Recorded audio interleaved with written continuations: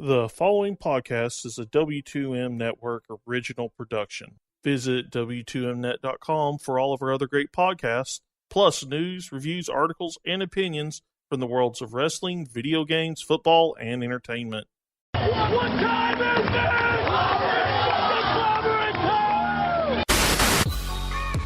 There is nobody that holds a candle to the king. You know, I wouldn't be opposed to, maybe you build some tag teams here. We are the absolute best tag team of all time, bar none, the greatest tag team of all time. Jay White's going to be a star, no matter where he goes. I'm going to be the guy that spits in the face of cliches. I'm going to be the guy that tells time to off. Man, what in the world is Joe doing? Just standing. And then I thought to myself, maybe he just likes Jericho's music as much as I do. Nobody's going to expect me to win on Sunday.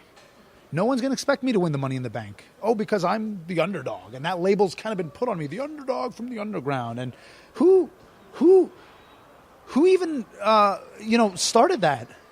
I honestly, God, don't know. It started in NXT, and it's kind of followed me up here. And, sometimes I kind of wish it had never been put on me.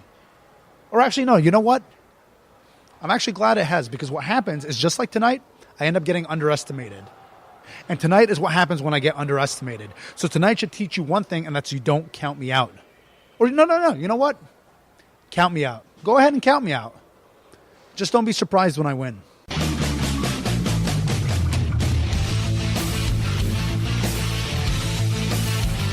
Ladies and gentlemen, wrestling to the max.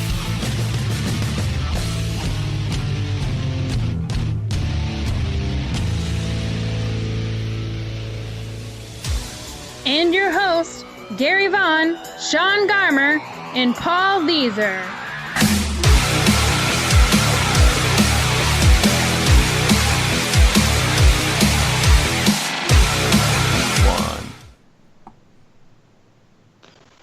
Ladies and gentlemen, welcome to Wrestling to the Max. This is episode 251, part 2. And we, of course, are brought to you by W2Mnet.com. That's right, the place where you go find all your wrestling needs, plus a ton more.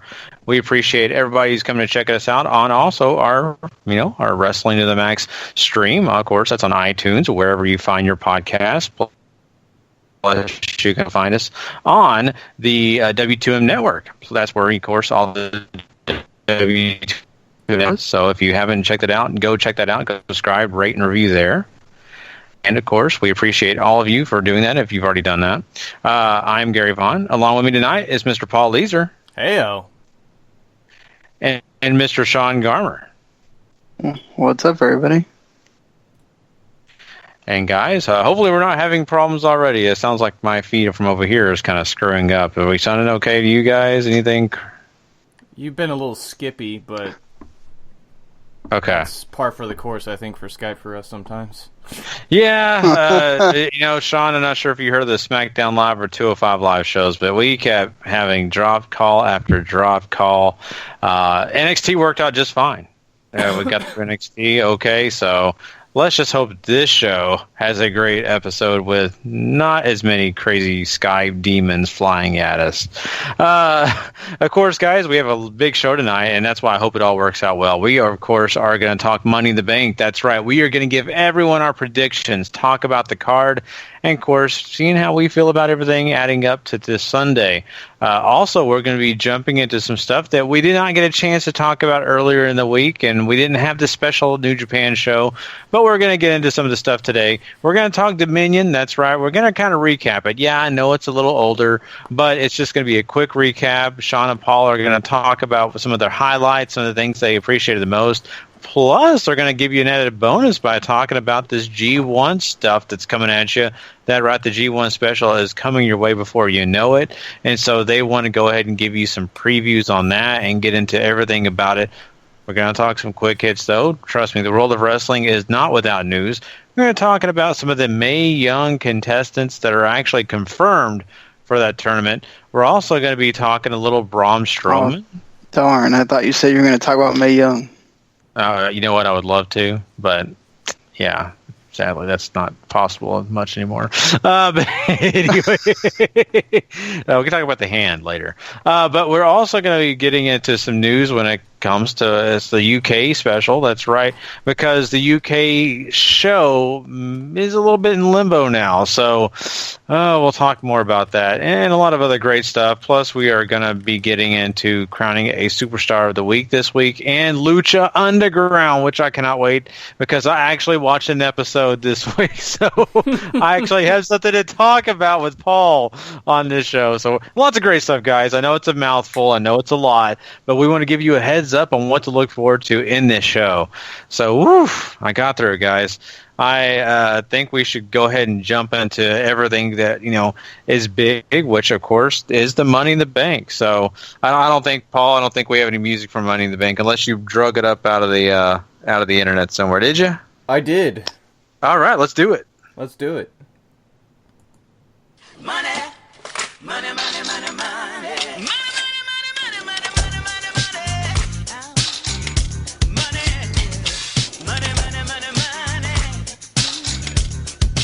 Take it away, Gary. All right, well, let's start getting into these matches, and we are going to start off by talking about one that I think we're all kind of curious to see how they take this and really run with it. Let's talk about the WWE SmackDown Women's title. That's right, that championship belt is going to be up for grabs. Naomi has put it on the line to face off against Lana in her first debuting singles match on television, at least. We're not talking about any NXT live shows or nothing like that. We're talking about live TV, pay-per-view, baby. Me and Paul kind of discussed this a little bit, Sean. We weren't sure on SmackDown. We kind of played with the idea of Lana having the opportunity to actually win that belt away from Naomi. How do you think this is all going to shake out? Well, Paul and I talked about the possibility of Lana winning so that Naomi could be in the Money in the Bank match later on, which I wouldn't be surprised if they do, although it doesn't necessarily make sense why Naomi would decide to take the harder match in the Money in the Bank instead of just doing a automatic rematch with Lana later. But, maybe they do some crazy convoluted thing. It doesn't seem like SmackDown's deal, but if this was on Raw, I think they would totally go for it of having Naomi win the Money in the Bank and then cash in on Lana or something that same night. But I don't know. I don't see them doing that, but what the hell? Lana could win. I picked Lana to win in my predictions that I've done for 4-on-1. I really like the idea simply because I think Lana winning it changes the division away from having to focus on Charlotte and the Welcome Committee, and sort of everybody's now like Lana beat Naomi, and now people are pissed because first match and suddenly she's the one getting the opportunities, right? And that could be really fun, I think, across the entire division to try to just have them all going after Lana, and maybe you have Handsome Rusev show up and back her up some. Yeah, and we'll talk about Rusev a little bit later here in the show, and it's a really good thought because, how much are they going to actually have them cross paths now that she's going to be trying to getting into wrestling and not just being a valet? I think it's a great idea. I think it'd be a lot of fun to see Lana snag that belt and get it off Naomi. I've never really been a big fan of Naomi with a belt. I don't know. There's something about it I'm just not a fan of. But I will say... she needs to have her own Glow title, so Gary will like it. Oh, God. Oh. It may do something. I mean, I love, Jeff Hardy's purple belt, so why not love that one, right? So, you know what? I will go... I'm going to go ahead and say they're not going to do what I would like to see and have Lana win. I'm going to say Naomi in this one. We'll see, though. I want to, talk about the tag titles, which are up for grabs, and let's get into those. The Usos will be taking on the New Day, and, Paul, I mean, the Usos have been talking about sending New Day to the Usos Penitentiary. Will it happen here? For me, it doesn't make sense to have the New Day win yet. Granted, you've done something with the tag division. You have all these teams sort of circling around, but I like the Usos to retain here, just to keep this going because it's still new. You know, I mean, you still can get some mileage out of this, and I like to see it. Plus, we still don't know which contingent of the New Day is going to be in this, so I mean, maybe the third guy has some stuff to do with all that. But I definitely think the Usos retain for sure. Yeah, I agree with Paul. It doesn't make any sense at all to have New Day come in, win. Kofi was just now coming off an injury, all that kind of stuff. It just, why take it off the Usos? You can have this be a program for a while. I feel like people just stop caring about the Usos at all if you take the titles away. You're still trying to get them over with this new act. New Day are what they are. They don't need the titles. And I think they should know this by now that they don't need them.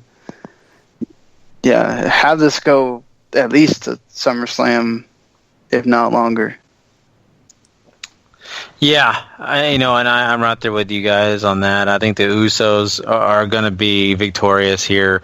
New Day is going to do some great stuff. They're having a lot of fun, but I just think that the Usos are going to sneak out a victory. And, who's to think that maybe we could see the guys over there in the Fashion Files, which are the Fashion Police, may have something to do with maybe the New Day, screwing up or something. Who knows? But I could definitely see the Usos coming out of this with a win. I really like the idea of all that evidence they took being the reason why they lose, just because it's wrong. Yeah. There's just so many great things about the Fashion Police. Let's see if they do get involved. Well, let's move on here. Let's actually get into one of the big matches that I think all of us are kind of curious about, and that's the Women's Money in the Bank match. That's right. So that'll be taking place this Sunday, and of course, involved will be Charlotte Flair, Becky Lynch. We'll also have Natalya, along with Carmella, Tamina, and that's it. So out of those, out of them, who do you think, Sean? I mean, how do you feel about this? Well, I think certainly if any of them could really win. I feel like things have been pointing too much with Carmella for it not to be her. They've been giving her a big push. Ellsworth's been talking a lot. I feel like her being Money in the Bank with Ellsworth kind of just talking her up and doing stuff. Could you imagine her going to cash in and Ellsworth being like, yeah, go, on just talking smack the whole time? That'd be amazing. I feel like sort of like with Corbin on the other end, you're going to have to do a lot to dissuade me to think it's not going to be the two obvious ones. I think it is one of the obvious ones just because whenever a first happens and Charlotte Flair's around it, 90% of the time, she's the one winning it. And that's who I picked here, Charlotte Flair, to be the one walking out of that briefcase. I don't have a great reasoning other than that. They've done a good job on SmackDown of making this feel open. I'm sure for everybody backstage, it's not, but at least as far as presentation goes, everybody feels like they have an equal shot to win. I kind of like that. I just feel like Charlotte doesn't need it, though. Like, I think you should always give the Money in the Bank to the person that needs the Money in the Bank in order to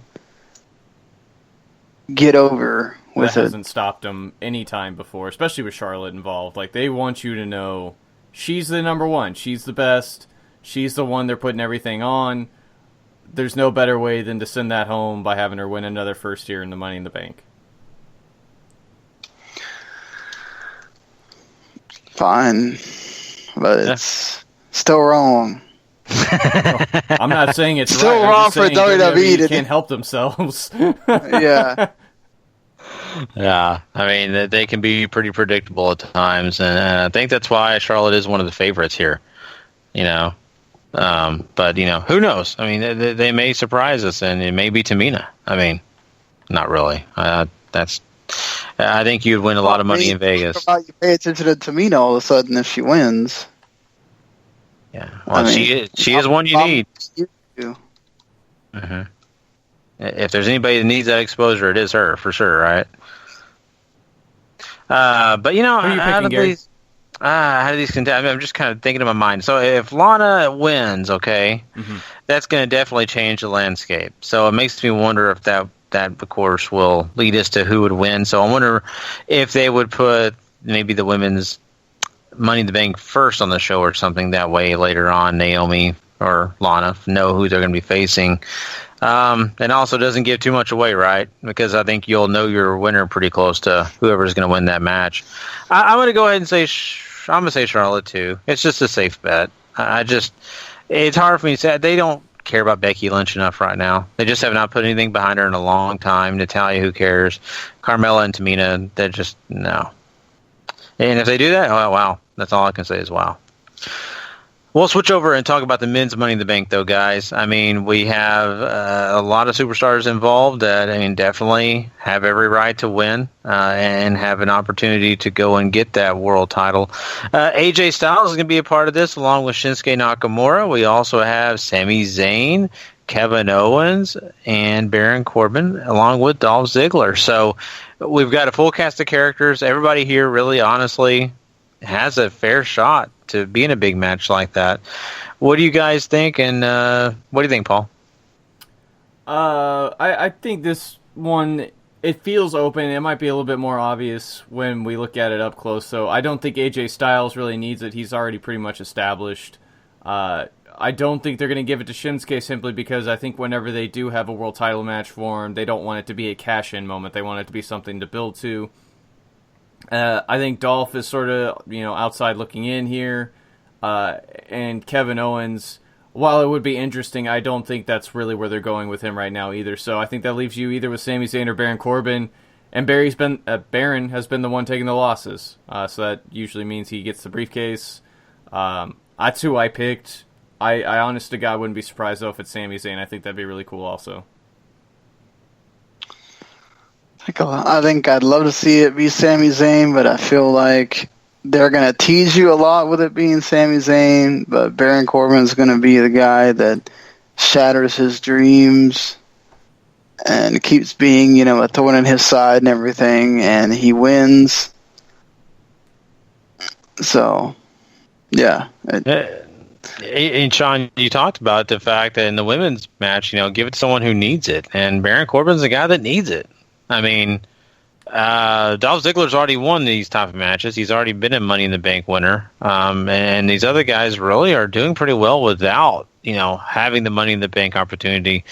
I think Baron Corbin getting this light shined on him, he can point to this and say, I'm a Money in the Bank winner. I'm also an Andre the Giant Battle Royal winner, and just kind of go off those accolades. And, of course, him having a WWE title shot also is kind of special. So...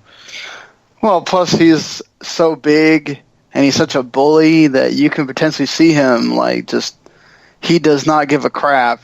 He will, whenever the hell he feels like it, decide to cash in. Mm-hmm. Yeah, that's very true. And I think it'll be really interesting to see, how they let that all come to fruition and all that. But I think Baron Corbin is a great pick. Sami Zayn, I think we all would agree, it would be just so much fun. It would be a blast. And but it's just that's a little too far-fetched at this moment, I think. Well, we got one more match to talk about. Let's talk about the WWE Championship itself, with Jinder Mahal being the champion, and the former champion Randy Orton, also wrestling in his hometown of St. Louis, having this big match. I mean, Sean, I think that Jinder Mahal is going to be victorious if you ask me. But what do you think? I'm just looking at these pictures. They're using this background with this green hill or whatever it is as the background for Money in the Bank in the promotion pictures. And Jinder with his, the title and his, all the color contrast. It's just really funny. But anyway, it looks like Easter, basically. Imagine if Jinder was next to the Easter Bunny or something like that. Okay, so Anyway, yeah, I think Jinder is winning because, Mr. Hustle, Loyalty, and Respect is coming, and he's got to beat down the foreigner. So, plus you got to keep on with the WWE's new gimmick of the guy loses in his hometown. Mm-hmm. So, just like, when we're talking about 2017, most overrated, that needs to be the guy loses in his hometown gimmick. Just please stop that already. It's annoying.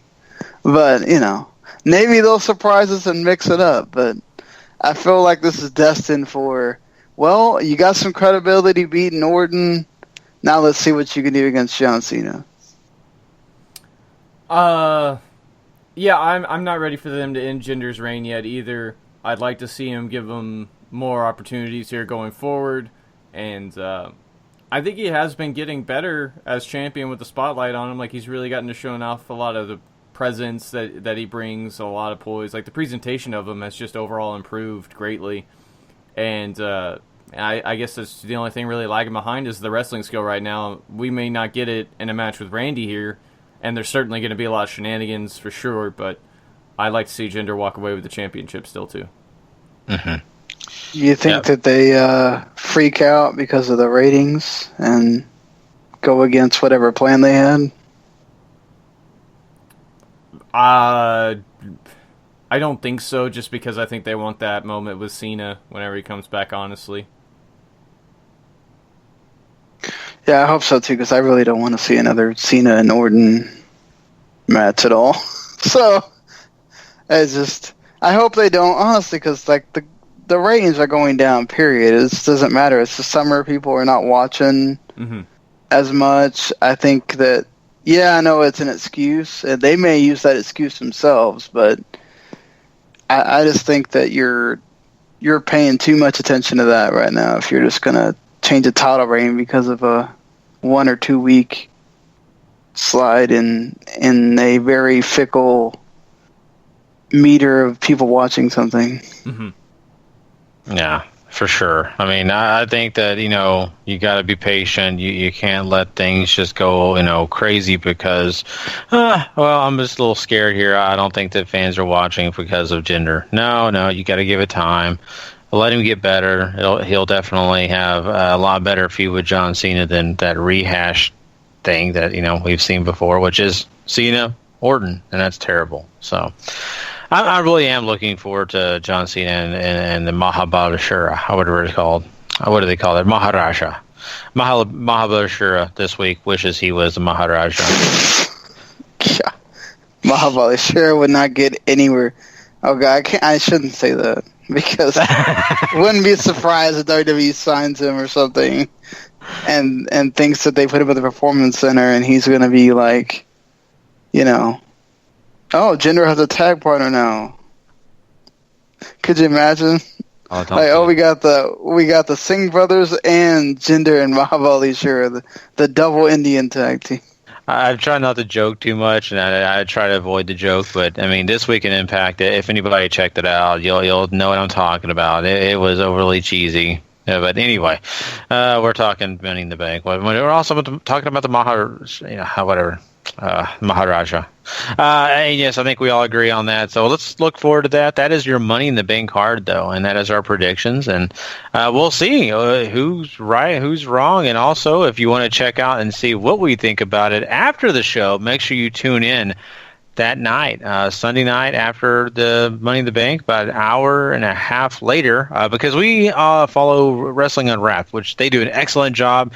Go check out Wrestling Unwrapped. They have a different point of view for sure than us, and those guys are amazing. So please go listen to them, and then go check out our review. Our review is a lot of fun too, and of course, if you don't stay up that late, maybe you catch it on the ride to work Monday morning. So make sure you download that as soon as it comes out.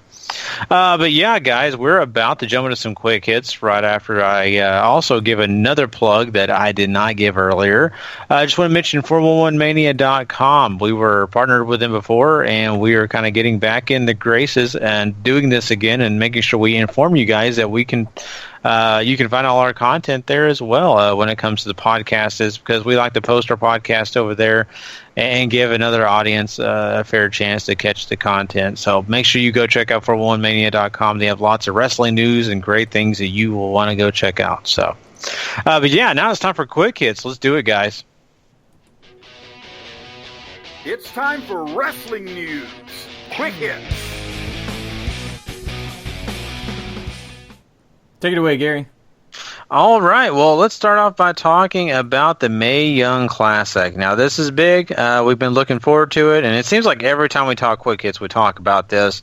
But I think we need to talk about it for the fact that they have confirmed some of the talent that will be taking place in this actual tournament itself, and they'll be involved heavily throughout this process. So without me naming all 17 and really just kind of dragging it, I think, Paul, can you give us some of the highlights here and kind of go down this list and people we need to pay attention to?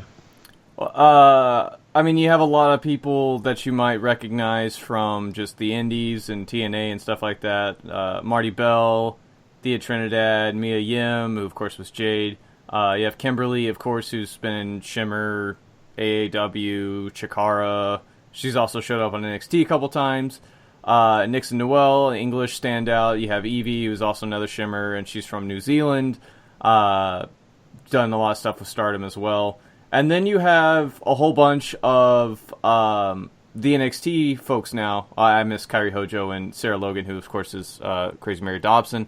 But then you have a whole bunch of the NXT people who I don't really know a whole ton about, except for others that have been around. But a lot of these are just like athletes and stuff. So you have like Bianca Blair and Lacey Evans and Victoria Gonzalez and Julia Ho and Danielle Camella, Mary Kate, who's Andrea from Shine, who I haven't seen wrestle a lot. She's usually in an enforcer role, but I mean, so far a lot of these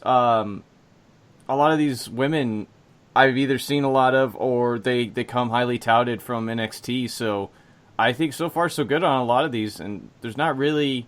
It's not like the CWC, right, where so far you have names where you're like, well, they're taking losses, you know? I mean, until we see the other 15, because it's 32 people, we won't really know. But I'm sure a lot of these NXT just straight-up signees probably might end up getting jobbed out in the first round if they decide to go that way. But, you know, it's about making impressions, and this can certainly be a great way and a great platform to show off a lot of these deep NXT talents that they keep talking about. Yeah, Sean, I mean, you just heard, the 17 confirmed. I'm just really curious. I mean, who are you most excited about watching? What do you have any like fantasy matchups that you hope take place? I don't know if I have fantasy matchups, but, I think anybody that hasn't seen her wrestle, much like, we had with Kota Ibushi in the CWC, when you see Kairi Hojo wrestle, you're going to want to watch more of her. And Evie's great. Most of them are most of the known ones. They're known for a reason, because it's either their character or because they're really great at wrestling. Very much like the CWC, we had a bunch of guys in there that we went like, oh man, this sucks. It's not a dream team. It's not a dream tournament. It's not 32 guys from all over the indies and all over the world. There was a bunch of people that were just dudes, right? This is kind of what that is. You're going to have a bunch of women that are just, you're not really going to know who they are. They're there to lose. And then after the first rounds, when you're really going to start getting the, big matchups. And I think we shouldn't be surprised that they went this route, because they want to get some of their people known too, even if it's just losing in the first round in 5 minutes. Yeah, that is true. You make a good point there, and there's nothing better than getting that exposure, at least being amongst altogether great talent. You're getting a great rub. So, I'm excited about it. I know Adam Cole should definitely try to work to get, his girlfriend involved. Britt Baker, I think her name is. That'd be kind of fun to see, to get him also to try to come over here sooner than later. So, let's talk about something that's, maybe we've talked about it a little bit before, but something that we've been kind of waiting on, but an injury kind of took it away from us. But Braun Strowman is actually returning back to the ring sooner than we expected, and so the matchup between him and Roman Reigns seems to be taking place possibly sooner than expected as well. That means that those two guys, it looks like, will be locking up at Great Balls of Fire, Sean. What do you think? Are you looking forward to that? I can't ever say I'm not looking forward to every time these two get in the ring. It's good. Great, even. So, why not? I mean, every time they have wrestled, it's been a really fun match, and I can't. I'd love to see. If they have a series with him and Roman, I'm not going to get upset because it's always good. It is usually always good. I don't have a problem with this either. Braun and Roman still need the blow off from their feud before Braun had to go get surgery. So, if this is it, because obviously Braun is still being talked about to challenge Brock Lesnar at SummerSlam, this should be really fun ride all the way up to Great Balls of Fire.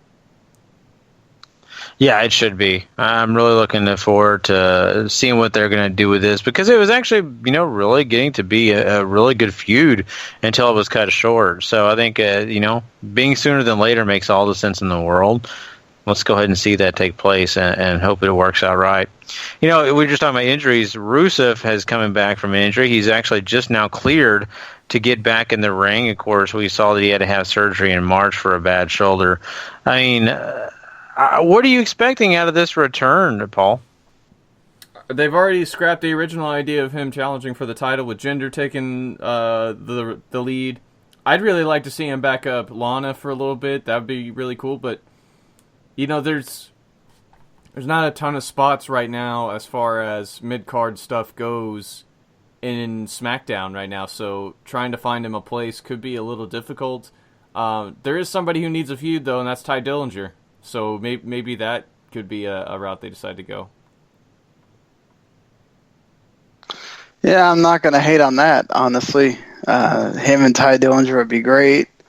I think, Ty works really well with anybody, but it's a good starter for you to bring Rusev into SmackDown. I also would like to see him kind of be there behind Lana, but I think they're trying to get them separated and have her kind of do her own thing without having to do the whole what's Rusev. I mean, I could see Rusev showing up and sort of not maybe not being too happy with whatever Lana's doing or something, but I don't know.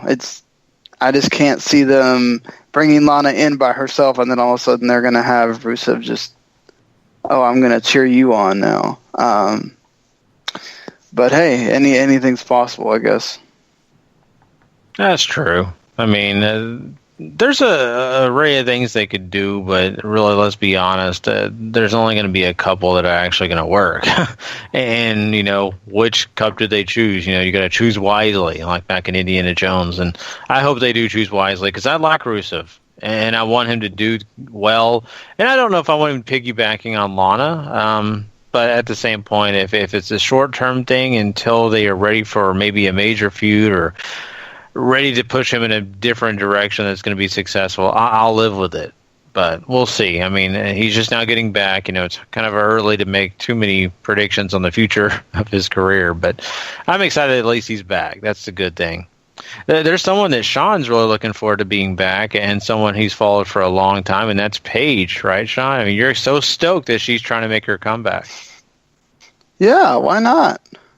I want to see her be able to overcome this crap that's happened to her, and hopefully, old Del Rio doesn't get in the way.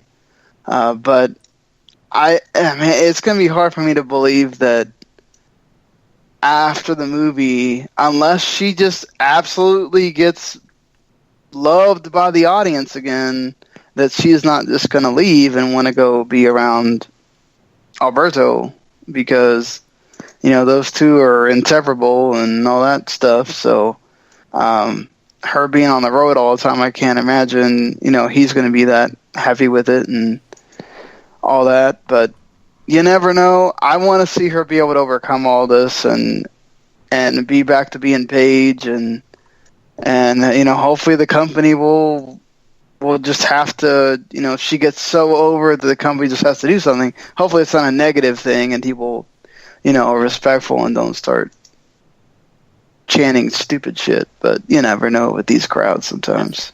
This day and age, I think the stupid stuff to get chanted is probably more likely to happen. I'm excited. I mean, they didn't really do it that much for Xavier Woods, though. So. Well, you got it for a couple of weeks, but it's not like, Paige where it was just endless, video after video after video. Right. So, I'm excited for her. Like I said, I hope for good things for her, too. She's a great talent. Maybe staying on the road for a little while might do her some good. I don't know. It's all about perspective, and, just because at a time whenever her and Del Rio got together, it wasn't really about her career so much at that point because she was on the shelf, and now it's back to gearing up and doing all that again. So I'd like to think the best, and Paige is going to try to make the most of this opportunity to come back and really make her mark. But, who knows? Either way, Raw desperately needs Paige, I think, at this point. Really somebody else to even if she's a heel, which I think she's better at, she could definitely fill up that other side very well. I mean, I think, honestly, from a working perspective, if you want to be in a place where you're going to get challenged and there's going to be stuff for you to do, and I mean, there may not be stuff for you to do all the time, but especially on Raw, where sometimes they forget that some of the women exist. But there's a women's division that actually means something and matters. As let's say, I mean, she could just decide to stay on the Indies, and of course she'll always get interesting work with Shimmer, and she could go to Japan and do stuff or whatever.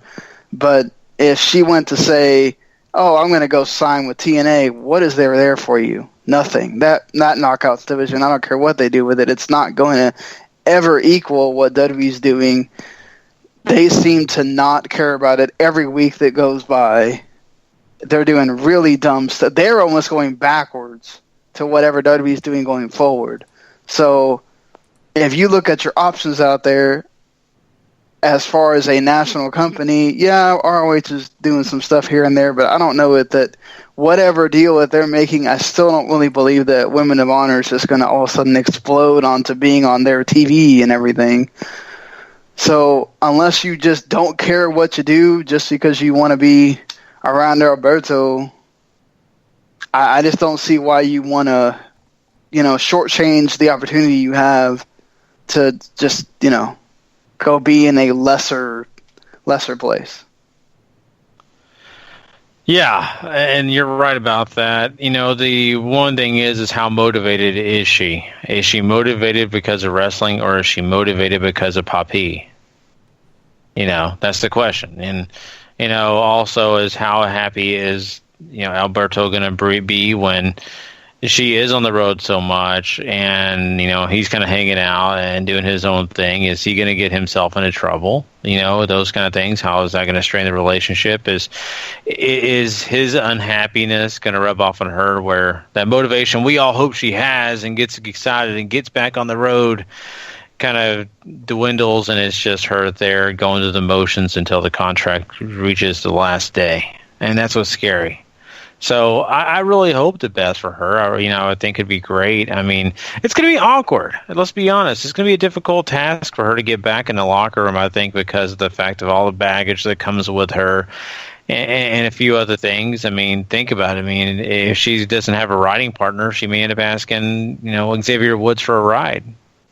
Oh my God. Well done, Gary. Sir. Well done. Whoa. So you never know. Yeah. Yep, they need to just do ride-alongs. Xavier Woods and Paige. That's not PG, Sean. Yeah, Oh, could you imagine they do and the well, hey, do you remember that time? Oh boy. So, before this gets into something really bad, let's move on to something else. Let's talk about the UK guys. That's right. We all like talking about the UK guys because they got some great talent. The Big Five in the UK have been signed, which you want to talk about. That is the guys from this UK special you all saw, if you check that out. they all got signed, and they got signed to 3-year contracts, which means much more money for them. But the deal is we're still in a situation of, is the UK show going to happen? Is it ever going to be here and, be something special? The one thing we do know is that the ITV deal that fell through, where World of Sport no longer had that opportunity to be on ITV, that's affected what WWE is doing, and I don't understand why. Paul, can you shed some light on this? I don't understand why either. That's just what a lot of the news outlets are reporting. The only thing I can think of is that now that some of those talents are trying to get out of their contracts, maybe they're wanting to hold back to try to sign some of those people that were on those deals with ITV, and they don't want to move forward until they have that full roster set up the way they want it to. That's the only thing I can think of, unless there's more logistical problems that they've encountered since they had the original plan that we mentioned in some episodes back. Yeah, I mean, you have to think about trying to film in another country is not the easiest thing in the world, and trying to do that on a set schedule and not just going over there for a tour is much different. So there could be something along those lines. I think that, the roster thing has credence, right? Because look at how many people they signed for 205 Live and how many of those guys we don't even see on TV. But they just want to be able to have that talent there. So it wouldn't surprise me at all if they want to have more than just, the 10 or 15 or however many it is guys that they have right now. And they go, hey, maybe we want to have a UK women's division to be on there. Maybe they want to have who knows? I mean, they could decide that they want to have 40 guys before they make this thing.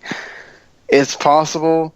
It could be a myriad of things, but I hate it for those guys. I mean, not that those guys are not getting work, because they are, but it's just sucks that you're getting signed, you're holding this title around for this show that's supposed to happen, and, after that NXT match, I think people are really wanting to see this show, and the farther away you get from that match, and from any of the buzz, the more chance you have of people not caring when it shows up. If it ever does. Right. Yeah. That's the big problem here. And the longer you wait, like you said, Sean, it's the interest, and anything else that it once had will dissipate quickly, if I can speak English. And I think that's not a good thing, especially with all that great talent that they could have with them, use, and just be productive. So let's hope that all works out. I mean, I really want to see it come and be something special. I'm just so bummed out that they have not figured that out. So let's go ahead and jump into some rapid hits here really quickly, guys. Let's talk about the NWA deal real quickly here between Billy Corgan and getting that thing done. Apparently, the deal is signed. Everything has been prepared, but no money has changed hands yet. And we know that the copyright issues are the main culprit and why this thing has not gone through yet. So there you go. What do you think, Sean? Copyright for what now? I'm sorry. For NWA. This thing again? Yeah. They've actually signed the deal now. It's official. It's done. Just no money has changed hands because of the copyright stuff. Well, that'll get figured out at some point, but it could be another month or could be another who knows year. How long. Yeah. The copyright office is infamously slow. Sorry, Billy Corgan. You're just buying a company that you're not going to do much with, but hey, at least it's signed and cool for him finally, but seems like he just always hits snags. Yeah, it's sort of weird though. Like, they've agreed on the deal in principle is essentially what's happened. There's just no money, and it's all waiting for stuff to, a shoe to drop, and that's, I obviously this isn't ideal for anybody in that situation. So, but it's nice to know that. I mean, at least it is done in principle, right? I mean, that's kind of cool. Right. Yeah, I just hope that if Billy Corgan has this finally go through, that he's able to fix this broken machine, and also get it back to making money. Kind of like PJ Black. I mean, this guy, he cannot keep healthy himself. I mean, and I'm sure not working is really affecting his wallet. He's actually suffered a broken leg and, of course, also along with that, a broken hand and lost a finger in a base jumping accident. And, whew, guys, I don't know even what to think about this, Paul. Ouch. That's thank God Lucha Underground's taped, I guess, is what they're thinking right now. But this really sucks. He's been in another base jumping accident before, too. I think he broke both of his ankles or something like that. So, I mean, maybe you stop base jumping. An idea? Yeah, I mean, I don't know how long that contract is with Lucha Underground, but I don't know if something like this is in there. But if he was a pro athlete, he'd be getting some big, there'd be some problems going on right now. Because he might be getting his contract cut, but because you're not supposed to be doing stuff like that when you're contracted to somebody. But, accidents happen. It sucks. But, I don't know. This is the kind of person he is. Don't think this is going to stop him. Just hope he gets better. And I want to know what he did to make him lose a finger. Like, that's impressive in base jumping. Yeah. Yeah. Well, he must have banged his finger in the right spot on something on the way down. Yeah. Well, with him breaking his hand, my only assumption is the fact that maybe he broke it so badly that, it was almost severed anyway. And maybe they just were unable to reattach it, or maybe he made the decision not to have it reattached. I don't know. But you're right. That is kind of a tricky situation. I wish we knew more about it. Heck, I want to see the video. But, I don't know if that'll happen. Hey. I don't know either. But, the one thing I will say really quickly here, I know this is rapid hits, the guy has a problem and he needs to go to rehab. I mean, he's got an adrenaline issue. He's a junkie for it. And it's got in the way of his career and his life. And I really do kind of worry about guys like that because they love their adrenaline so much. Sometimes an early grave is right around the corner. I don't want to see that happen to this guy.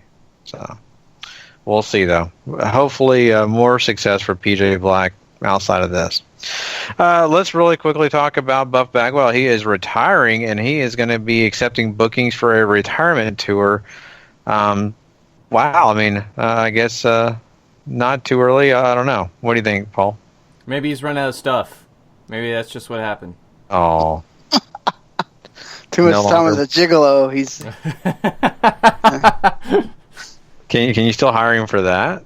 Bookings for that? I assume he's not retiring from being a gigolo. I mean, unless he did run out of stuff, then... No, yeah, then, I don't know if I don't know if those women are being too pleasured then at that point. Oh, boy. But, whoa, man. I just want to hire him so I can pin him and become the WCW champion. So, we'll see.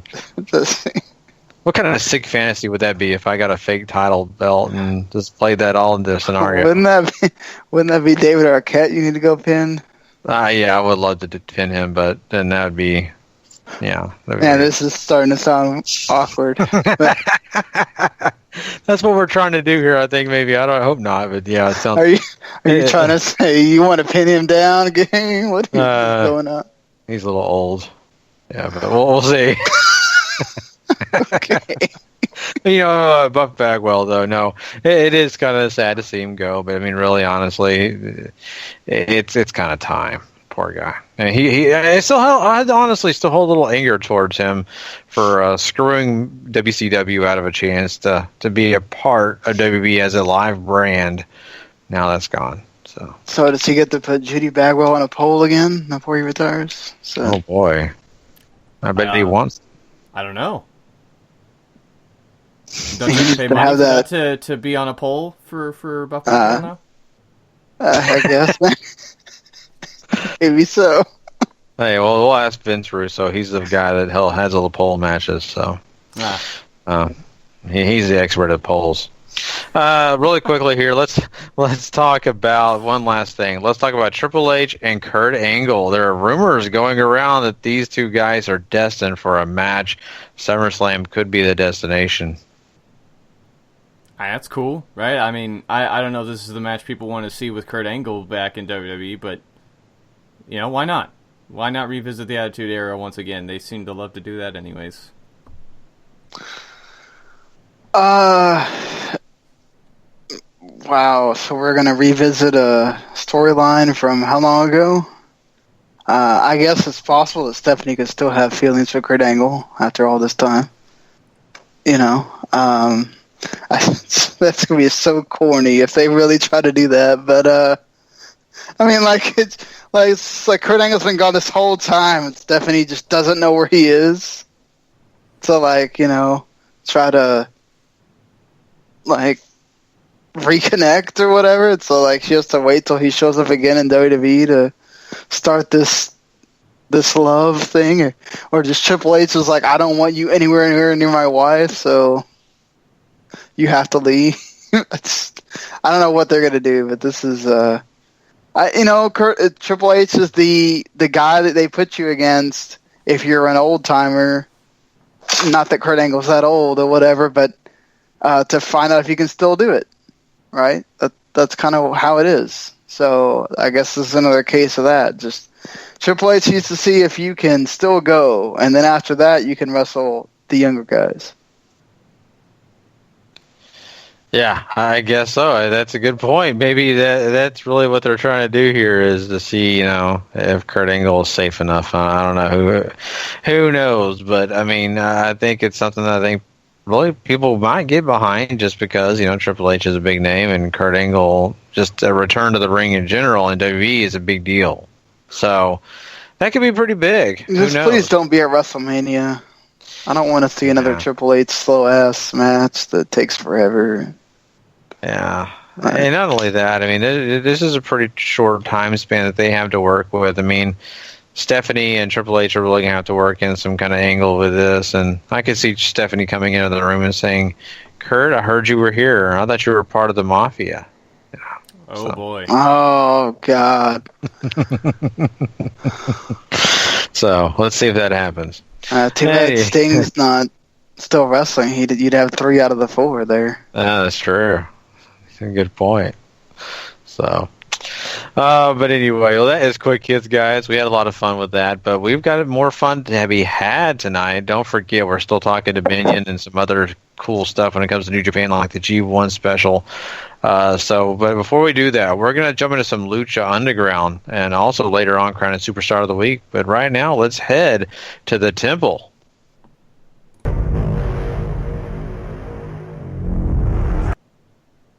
Awesome. The Cueto Cup starts on this episode. We start off, though, with Dario in his office. He's essentially building the big board that you would see for the NCAA tournament for this thing. It's kind of funny. Pentagon Jr. finally returns. He's looking for Black Lotus. Dario says he hasn't seen her in months. She went back to Japan. And Pentagon says, well, you know what? Since she's not here, I can break your arm. Dario freaks out and says, you know what? You could be in the tournament. If you win, of course, you will get the championship match at Ultima Lucha.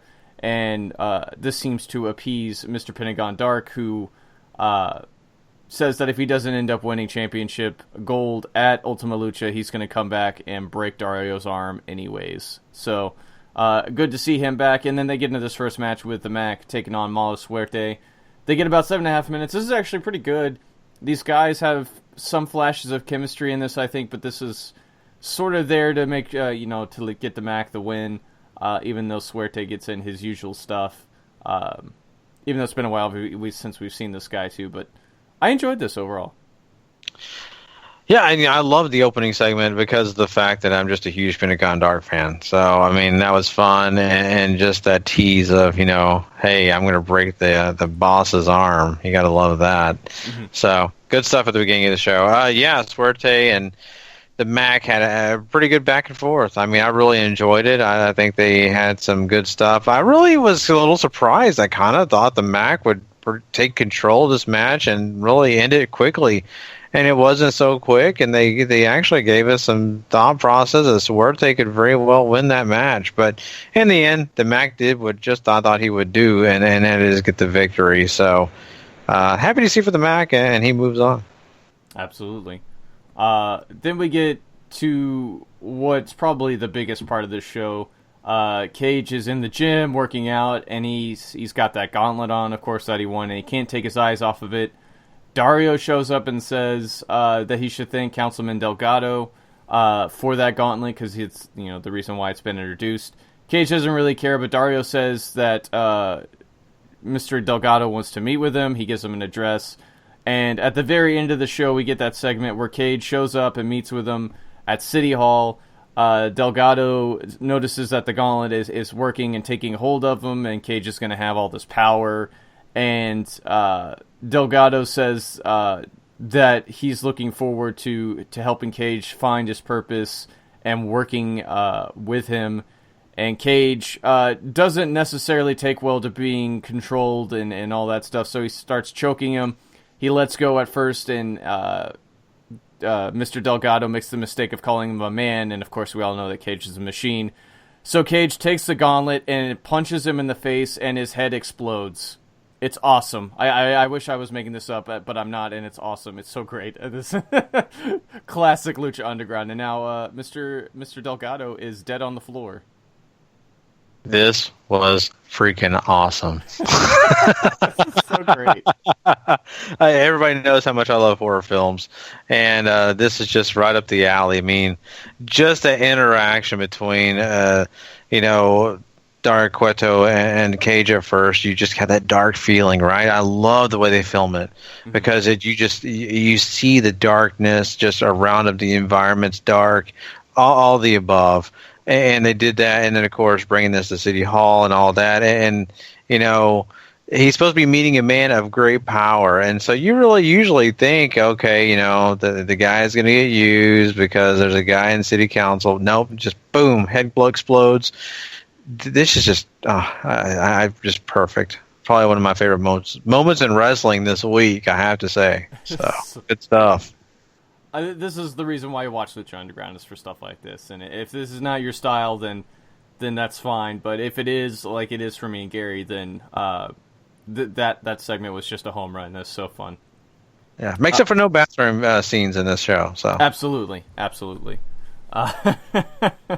Pentagon Dark then goes one-on-one with Argenis.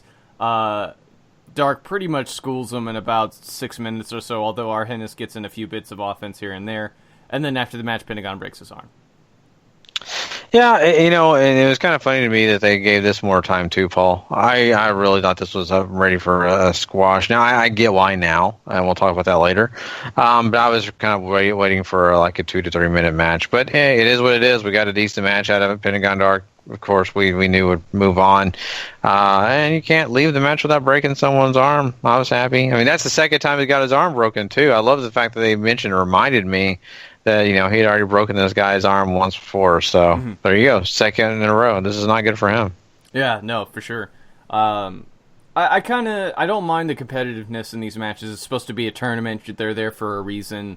So having this, sort of be like it was fine, even though maybe Pentagon should have gotten a bit more for his big return match. But then again, you don't know if the live crowd is how much of the story they're getting of the off-screen stuff, where Pentagon's been gone for half the season now. So, Tejano takes on Famous B after that. B doesn't even want to fight him. He wants to represent Tejano. He offers to lie down, so Tejano covers him, pulls him up at 2, hits him with a power bomb, and ends up pinning him after that.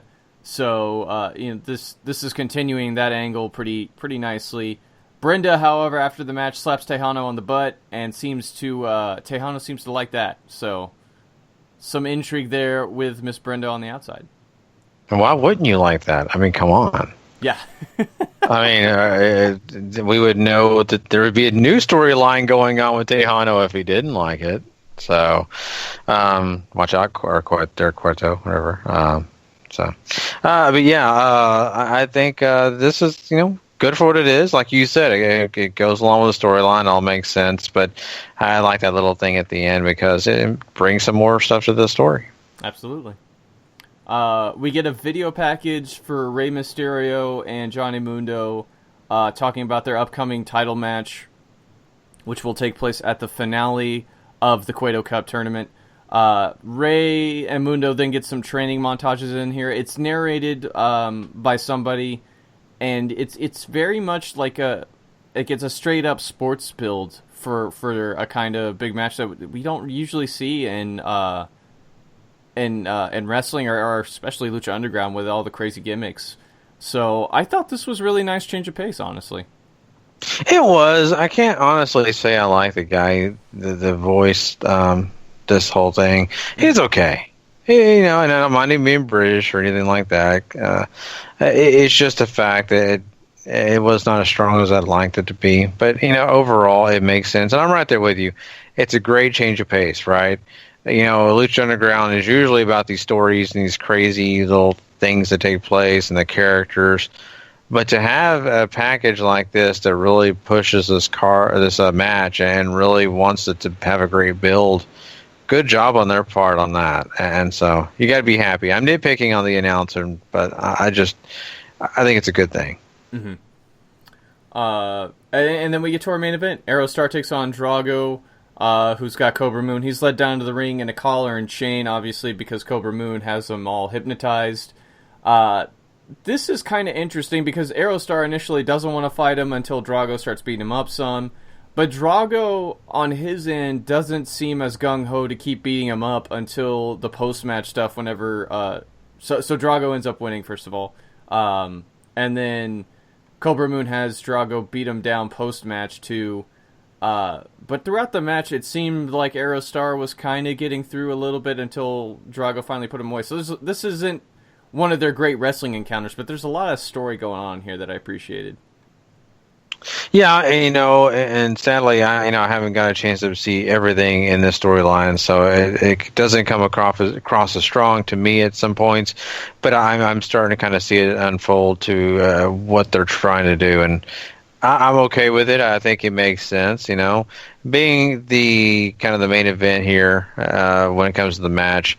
Not bad. It was pretty decent here. But, it's really, like you said, Paul, about the story and what's happening and Aerostar and Drago and everything that they've got between them. Absolutely. And with those 4 matches, your first top part of the bracket is filled in, and we're moving right along with the Cueto Cup, and that's the end of this episode of Lucha Underground. Yes, sir. So we'll be looking forward to more qualifying matches next week on Lucha Underground. But until then, let's go ahead and jump into some New Japan talk, guys. Lots of great stuff with Dominion and the G1.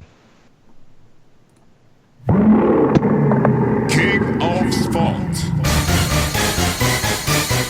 New Japan Pro Wrestling. Take it away, Sean. Oh, geez. Well, I don't even have the doc open. I can watch all right, so we're doing Dominion first. I skipped the first 2 matches to conserve time. So you had the Young Lions 6-man tag. What did you think? Well, I really enjoyed the... I'm really into Young Lion matches, though, so I enjoyed this. Oka and Kitamura get lock up a little bit and have just this awesome little power off.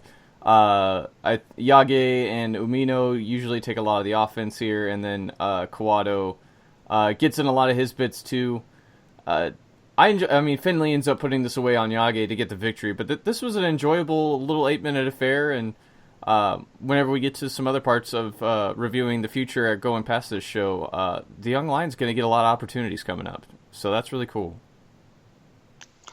Yeah, they already have a Project 7 card out there, and they just finished Project 6 today. So that's good that they have. Because the Never Before, that one kind of just died, and it's good that they're really going forward with this and constantly already telling you, okay, here's the next show, here's who to expect, and giving a lot of these guys time. So that's always good to see on that front because, New Japan's always got to plan for that future, especially with the way things have been happening for them in the last few years. You never know. Right. Can't count on someone forever. And so, speaking of guys that have been around forever for the most part, the New Japan dads having their 8-man tag along with Tiger Mask W. And Tiger Mask W with Makabe, his kindred spirit in Tiger Mask 4, and Yuji Nagata against Liger, Nakanishi, Kojima, and Tenzan. What do you think, Paul? We'll see much more from Liger later on in this show, but this was fun, right? It was a fun little quick 8-man tag. This really didn't need a whole ton of time anyways. Tiger Mask W gets his stuff in, and the main contingent of dads, Liger, Nakanishi, Kojima, and Tenzan get the win. So, this was fine. Makabe kind of getting, he takes a whole 2 bumps and then gets the pinfall. So, easy piece of work for that man on this night. Yeah, nothing wrong with getting some easy work after having to go through the grueling Super Juniors and all that. So then we have our first of many title matches here on this show, which is the Never 6-Man title gauntlet match. They started off with the champions came out last this time, thank God. That's how it should be, honestly. They started out with the Bullet Club contingent against Chaos. So you had Yoshihashi, Yano, and Ishii against Fale, Yujiro, and Hangman Page. This first part was alright. I thought just kind of your middle-of-the-road stuff going on. And for Yano to eventually do a Yano and get the roll-up pin. Then you get the Suzuki Gun coming in. After this just looks like a weird spot for Zack Sabre Jr. to be in. You're used to him being in these, big singles matches or whatever. But Suzuki Gun does wind up eliminating Chaos. I forgot how this was 'cause I was watching this sort of intermittently. How does he eliminate him? I know he gets like a whiskey bottle at some point. I'm having to think because I watched this live, and this was a while ago for me now. It doesn't matter. They lose. He gets that ghetto clutch thing in and wins. And then Taguchi Japan comes out. Taguchi Japan eventually eliminates Suzuki-gun. And then you get what winds up actually... There was some actual fun parts of Suzuki-gun in here. The Ricochet jumping off of, I think it was Juice, to get the shooting star. Mm-hmm. And then Juice hitting the senton after him. That was kind of fun. But really the match doesn't really start until you get the... Taguchi, the forever feud that's been going between Los Ingobernables and Taguchi Japan. And this continues here. Taguchi gets the home run chair shot from Evil. There's a lot of almost moments where I think Taguchi gets like the Dodon, but Sonata comes in right at the last second to break it up, and then everybody hits their finisher. I think on Taguchi, and then Bushi hits the codebreaker from the middle rope, and Los Ingobernables actually retained for once. So, Unbelievable. Yes. I never saw that coming. Right? Like, I thought somebody would beat them, but I'm glad, and this was actually all well and all, especially once they got to the last two. A pretty good match. I enjoyed the Suzuki Gun part too, even with Taichi in there, mostly because the New Japan seems to want to mold Zack Sabre Jr. into the second coming of Suzuki, and I think you get to see it a lot whenever he's doing these stretches. He's torturing people. he's indulging in sort of these more sadistic tones, and after they lose, he ends up putting Juice Robinson, attacking him from behind and locking him into this big submission hold and leaves him in it for the entire time LIJ's making their entrance. And this is going to matter going forward, too, because these two are going to meet in the first round of the U.S. title, so there's a bit of a feud brewing there, but I really enjoyed that, and once again, like, the Taguchi Japan and LIJ was great, no surprise there, but yeah, the champs retaining was a big shock, and I enjoyed this match top to bottom, though. This was really fun. Yeah, it was really fun, and I forgot to mention that part. That was really cool. From even with the lights out, he still got the octopus hold on Juice, and it's like, oh damn! All right, let's just that really puts a number on one of their teammates. So that kind of sucked for Taguchi Japan not getting the titles back, but LIJ retains, and we move on to a much, I guess, more important title match in the IWGP Junior Tag Team title contest between Roppongi Vice defending against the Young Bucks. I think we knew the Young Bucks were going to win. That really was a surprise considering where they're going. But they really made him work for it, and this was just so much fun, so much going on here. That I thought they had him with that strong zero that happened, and they broke it up. Germans on the apron, that nasty like slingshot X Factor that happened. I love the Young Bucks trying to get the sharpshooter in all a bunch of times. But the Young Bucks actually win. So this is one of those times where even though you know the ending, it's still awesome. Yeah, this was as great as their match at Wrestle Kingdom earlier this year, and they flipped the script a little bit and made a lot of callbacks too. So instead of Rocky being the babyface apparel, it's Beretta here. They absolutely destroy Rocky on the outside first, and they just keep pouring on the offense, and Trent just keeps staying alive, and Osaka gets super invested in this.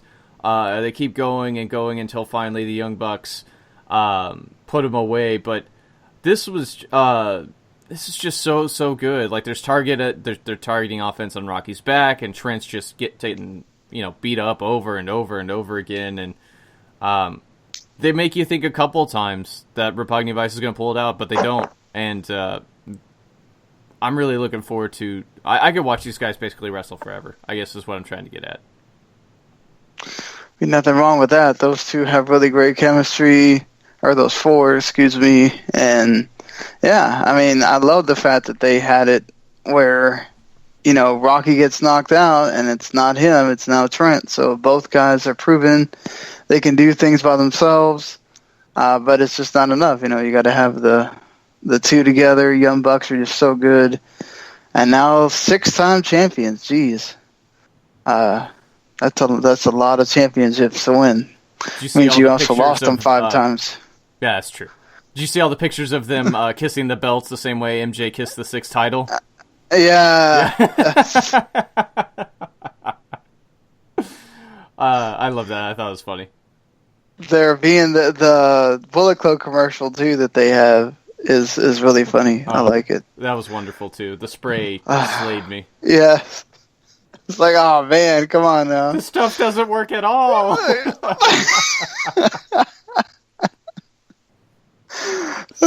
So then we have the big boys going at IWGP Tag Team titles. War Machine defending against the Guerrillas of Destiny. And, it wasn't so long ago that we would have hated seeing the Guerrillas of Destiny in a match. But not so. They have gotten much better.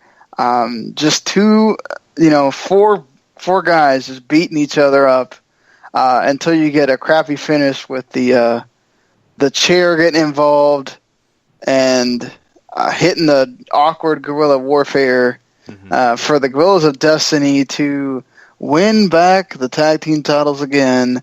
I wanted War Machine to hold on to them, but alas. I wanted War Machine to retain too, and maybe this just means that their tour is over for now, and they won't be involved with New Japan as much going forward, but maybe they will. I don't know. I don't have a giant problem with this because it's not like the tag titles are a great focus of the show. But this is such a fun match. You have big guys doing big guy things, and then you have big guys doing little guys things. And War Machine is great at that, and the Gorillas, they're awesome too. And they even called back to all the swearing they did earlier this year at Wrestle Kingdom. So, if you like callback spots, that might be your favorite of the evening. Yeah, just make sure you don't have the kids around. Yeah. When you're watching this match, because they're going to be hearing things you don't want them to hear. Then you get the Michael Elgin and Cody match. This is probably Cody's one of better matches. Of course, when you have Michael Elgin in there with you and that crowd that's into him, it helps a lot as well. I think, Cody showed a lot in here. I like that he was going not only for, the big stuff, he was going for leg lock and trying to make sure he keeps Elgin down. But I mean, he hit a lot of big moves, and of course, he even got Elgin to get out of the crossroads and until he hit it again, and he won. The announce team went nuts when he hit it too. So that was I watched the Japanese commentary, so they were going for it with the WWE mentions, and when he hit the big stuff, they were really putting it over. So, I watched the English commentary just so me and Sean can give you both sides of what we're hearing here, and they're more laid back. But the great part about watching it through the English commentary is that sometimes the Japanese commentators are so loud that it comes over their mics, and it's just hilarious. I really enjoyed this match too. I thought it lost some energy down the stretch, but they started it out really on such a high, and it just sort of dragged a little at the end. But I loved a lot of the work in this. Cody really, I think, shows off how great he is at working in old school style. He sells offense, or he sells taking a beating so well. It's something he's really done. One of the best things I would say about him since his heel turn across the entire wrestling scene, essentially. So I thought that was on great display here. The float over into the crossroads I thought was beautiful, and Elgin continues to be awesome. It's just a really enjoyable match overall. One of Cody's best outings so far that I've seen. Yeah, especially because I haven't been too high on his other stuff we've seen in New Japan, but they gave him 12 minutes and they really went for it here.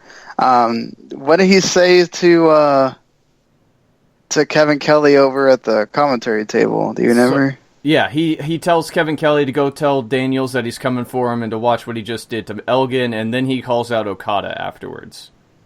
Ah, okay. Yeah. So there you go. That's why we need to have both sides here, because all you see on the Japanese commentary, he's over there yelling. Of course, they don't tell you anything of what's going on. So then we have the quadruplet of the big title matches, even though one of them is not like the others, sadly. But that's mainly for another reason, because you have a stable that just cannot stop being involved. Luckily, that was a match where that was okay for them to be involved, per se. But you have Kushida and Hiromu Takahashi for the IWGP Junior Heavyweight title. And my goodness, they went out and delivered everything they possibly could and more. This was just so awesome. These guys are so good with each other. Kushida just hitting the chair spot where he jumps on the chair and then hits a dropkick to the outside on Hiromu was insane. I don't think I'd ever seen him do that, so that was really awesome. Just these two, and it felt like it didn't feel like a juniors match all the time. If there was parts where this felt like, a regular, just heavyweight match you'd see with the two, especially towards the end with the punches and they were blocking it, and then he blocked him, he punched him in the eye, and then he blocked it and punched him again, and he eventually gets Hiromu to tap, and the journey for Kushida wasn't that long. I don't think as long as I think a lot of people wanted it to be, but he is champion again. There was parts where the crowd was booing Kushida when he was stomping the crap out of him. They were not very happy about that, but they cheered him in the end. Mm-hmm. They sure did. And this match was great. I don't want to take anything away from it. I think I enjoyed their outing at Wrestle Kingdom a little bit more than this one. But, I mean, Kushida and Takahashi come out trading like they're going to go for the same sort of match they went for the last time they met when Hiromu beat them in like 2 minutes. And then they just keep working up from there and just they just go all out for it. And that's something you have to appreciate with this. I kind of was a little bit upset that Takahashi lost in the end, but, I mean, Kushida's the ace. I guess they wanted to do this for whatever reason, and after the match, whenever Bushi comes out, I guess it becomes kind of obvious that they wanted to work him into this after such a great showing in the G1. And we know Kushida and Bushi can work great together. Bushi beat him during the tournament, so this is a great challenge. I'm really looking forward to that match coming up too. Yeah, now it makes sense why the people that beat Hiromu, other than Ospreay, were the people that he'd already beat. Mm-hmm. So technically, if Takahashi had kept the title, I don't know, he would have a say in being like, well, why would he beat you? You don't deserve another title shot, even though I guess Kushida would have been the same thing. But, yeah, I like the fact that we're getting Bushi back involved in here. Just a simple statement with the Mist. Didn't have to be anything overly, exotic or whatever. But, yeah, this is interesting to, that you go from one LIJ member to the other. I think also is, Kushida's big in the U.S. Mm-hmm. So, perhaps he's going to defend the title. I think he is. He's defending the title there, right? He is.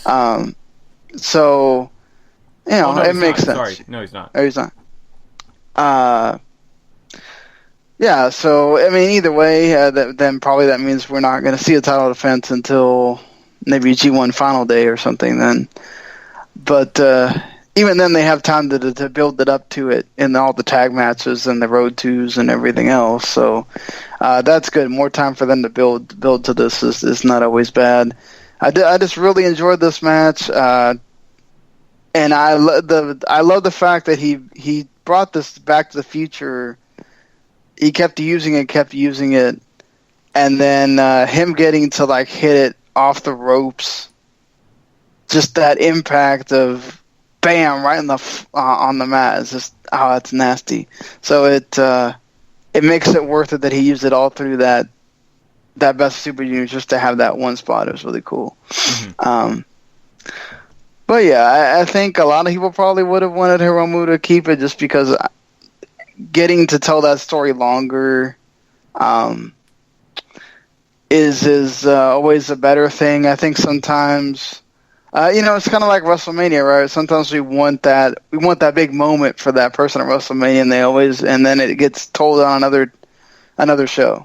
And I kind of felt like that's what happened here. They decided to rush it for the SummerSlam instead of the WrestleMania moment. Yeah, it's fine, right, going forward. I mean, there's still a great division to be had here with Kushida at the helm, and I mean, it's not like we downgraded or anything. It's just, I think that's why they were booing during the match too. Everybody's just fallen in love with Hiromu, seemingly overnight since he's come back, and they want to see him succeed. And it would have been really great to see him do that here, but sadly, it just wasn't meant to be.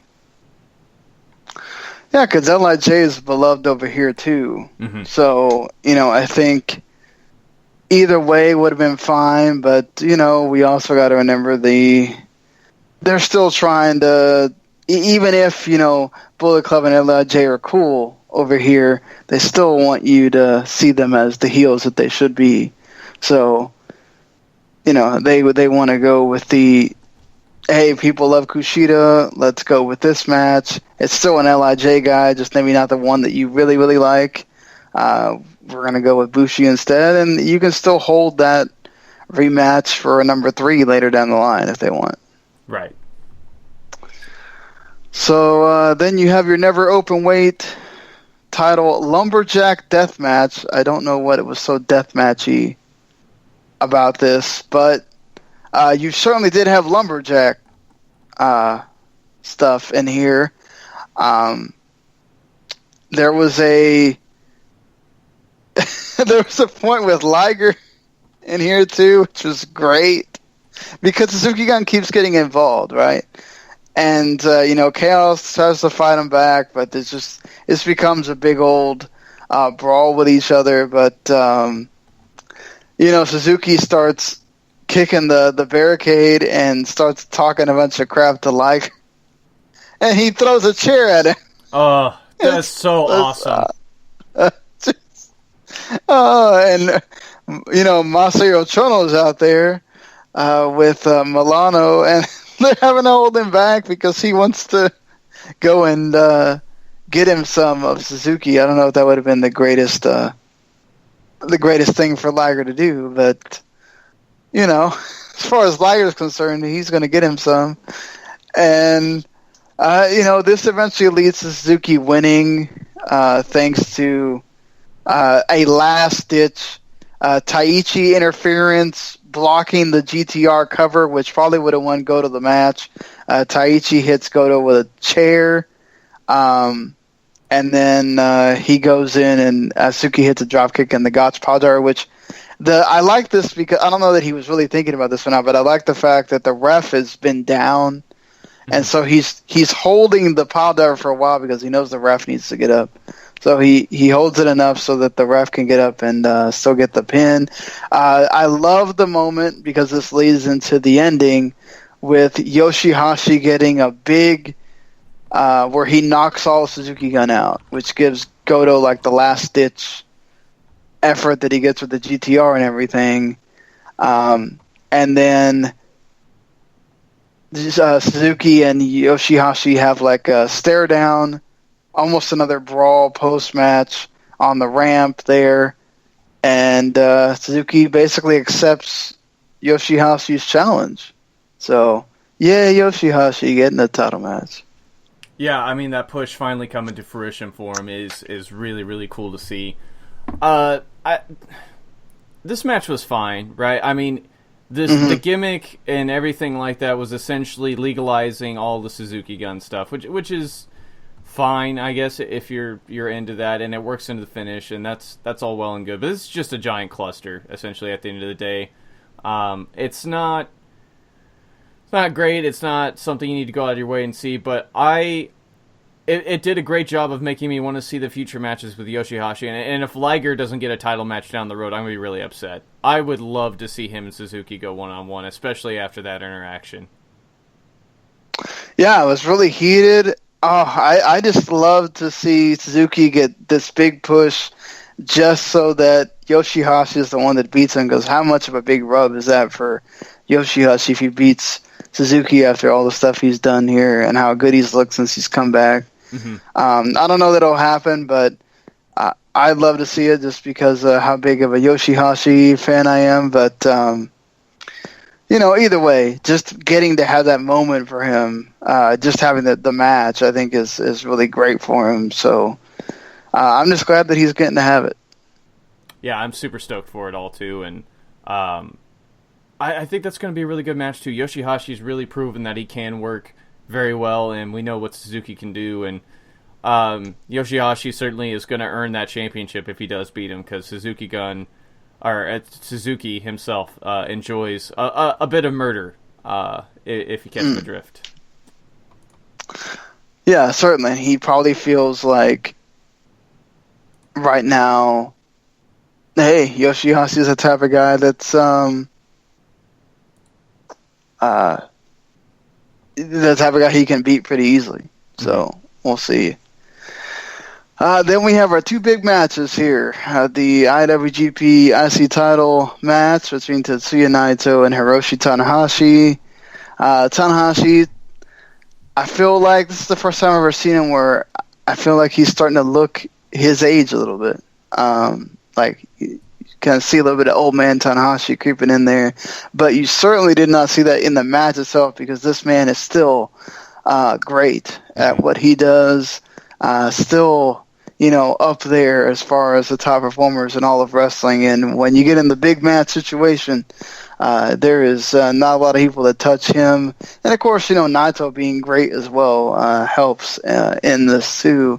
But just they're going at it on the outside, and then you just get big moves. Tanahashi's hitting Germans and the cradle suplex that he does, and he hits some high fly flows.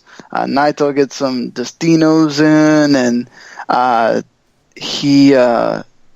Tanahashi also starts working the leg, which Tanahashi's go to at certain points, which allows him to do what he does later. But Naito kicks out of that high fly flow, so he gets the cloverleaf in, and after just basically sitting down like Jericho would do on a lineman tamer, Naito taps out, and Tanahashi wins the IC title again. So you know what that means. Some G1 action going on for Mr. Naito, because normally you do not have a title on you when you unless you're the champion. You don't win G1 with a title on you. So looks like Naito might be in that conversation now. I would even be okay if Tanahashi set this G1 out to get some healing time in, because you are right. There's a little bit of slowness in him during parts of this match, and some of it is selling, right? Because Naito is targeting that shoulder and really just going to town on him. But, I mean, the dude has been either wrestling hurt more often than not, or just, keeps racking up these little injuries. And letting him, I think, rest during the G1, even if you just keep him to those 8-mans and 10-mans and 6-man tags on the pre-show before you get the G1 matches, essentially, like, I feel like that would be a really great idea. And it would allow, it opens up another G1 spot for somebody to come out and try to make a name for themselves. So I'm sure they won't do it. Tanahashi is counted on to sell buildings, and he'll probably end up being in it. But I think that'd be a really neat idea. But this was a phenomenal match. Equally as good as the Wrestle Kingdom 11 match. I don't know if one was really better than the other. But Naito finally loses. I like his odds in the G1. But this match is definitely one you need to go check out. It's so great. From bell to bell. Yeah, it's absolutely fantastic, and the closing stretch is really awesome. Just like Tanahashi's gotten real close before with the cloverleaf, but he doesn't really win with it. So it's one of those like, okay, you're waiting for Naito to get out of it or whatever, and he doesn't. You're like, wow, this really sets that up for that to be something for Tanahashi. Maybe that's going to be his thing. Like, he's getting older, so. Maybe the high fly flow doesn't have the impact that he used to have, so he's got to go to submission. Yeah, I mean, he hits high fly flow a couple times. He hits his outside one. He hits one in the inside of the ring. It's not doing it. And I think he spent a good portion of the time working on Naito's knee, too. So that kind of comes back to play in the finish, too, which I enjoyed. Exactly. When limb work actually comes to fruition in the finish, always makes the match much better. Though I don't know how we're going to sit here and go through everything on a 60-minute marathon that was this IWGP Heavyweight title match. Between yes, we would be dead. Between Okada and Kenny Omega. Oh my God, there's so much stuff in here. Honestly. I don't know how many, I didn't count how many Rainmakers Okada hits or attempts, but there is a lot of them in here. More than two hands. Yes, more than two hands. There's another table spot. Of course, I'm sure people have seen the spot where Okada has gone so many times with a Rainmaker, and Omega is so dead that when he goes for the Rainmaker, Omega just drops. And so Okada's arm just goes right by his head. That was just so good. Such good storytelling. But there's so much in here. The Young Bucks get involved. At one point, Cody Rhodes comes in and tries to throw the towel. And they're trying to stop him, and then the distraction allows Omega to get like a big thing. Of course, the big moment is he finally hits that one wing angel, but he's right next to the ropes, and Okada just puts his leg on it, and then Omega can't ever hit it again. He gets so close so many times, but Okada finally hits another Rainmaker, and he can't get the win, though. They're so exhausted. They're getting down to time, and it's just another draw. And credit to both of these guys, though, to be able to go 60 minutes. It's entertaining the whole time. Yeah, you get to a certain point where towards the end it's just, well, how many of our signature stuff can we hit? And then, oh, God, we're tired. But good Lord, these guys are going 60 minutes here. You try to go 60 minutes in it's not happening. So credit to both, man. This was amazing. I haven't really sat there and thought about, is this equal to the other match or not, or is it below it, or is it above it quite yet? But, Mr. Meltzer went in and exploded his rating system again with a 6 and a 4-star. So, he loved it apparently, but I mean, almost everybody did, but that seems to be the conversation of where is it better? Is it below it? Is it equal? What do you think? All right. First off, the match, right? I think this one is incredible. First off, 60-minute draws don't happen anymore. New Japan has done. I think this is like the 7th one I think they've ever done in their entire history. This is incredible. Like the entire match, the pacing. First off, they start off differently than they do the last match. The Wrestle Kingdom 11 match starts off with your usual Okada building up stuff, and this one they changed the pace on that, and they sort of trade a lot more often, and it's quicker, and it's very, very different, and I appreciated that for sure, because they already knew they had you from the moment the bell rang. They didn't need to draw you in, and they keep working and working and working. And stuff is sort of escalating a little bit, and then you have the big moment where Cody runs out because Kenny has spent the last 5 to 10 minutes just getting the crap kicked out of him by Okada, and Cody runs in and looks like he's about to throw in the towel and all that stuff, and that allows for a great break, and that's when Kenny Omega finally summons up everything, and he's starting to throw stuff, and then he hits the one-winged angel finally. And everybody's, oh my God, this is it. And the whole entire building bit on that. And Okada just very, very carefully just happens to be next to the ropes and drapes his leg over. That's a great storytelling element that carries over from the last match. And then they just start throwing bombs. There's V-triggers and Rainmakers and big moves after big moves and tombstones. And you talk about Rainmakers. I don't know how many drop kicks Okada hit, and every single time he's still almost launching himself out of the building. Just this guy's a machine. And Omega like freaking jumping out of the building too to sell the drop kick. Yeah, and especially the further the match goes, he's flying further and further across the ring too. It's just this is such a beautifully told 60-minute match.